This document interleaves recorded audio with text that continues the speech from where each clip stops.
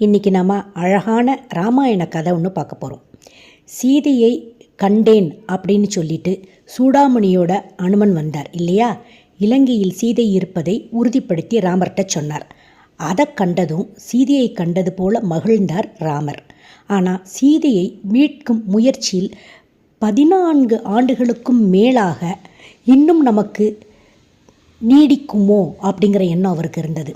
ஆனால் சீதை இருக்கும் இடத்தை தெரிந்து விட்டதால் எப்படியும் நாம் ஒரு நிமிடத்தை கூட வீணாக்காமல் அவங்கள மீட்கணும் அப்படின்னு சொல்லிட்டு உத்வேகம் கொண்டார் ராமர். ஆனால் அதற்கு தடையாக இருப்பது இந்த கடல் தான். அனுமன் தன் பராக்கிரமத்தின் மூலம் விஸ்வரூபம் எடுத்து கடலை தாண்டி விட்டார். ஆனால் போரில் ஈடுபடும் வானர வீரர்கள் எப்படி கடலை கடப்பார்கள் அப்படின்னு சொல்லிட்டு ராமருக்கு ரொம்ப கவலையாயிருச்சு.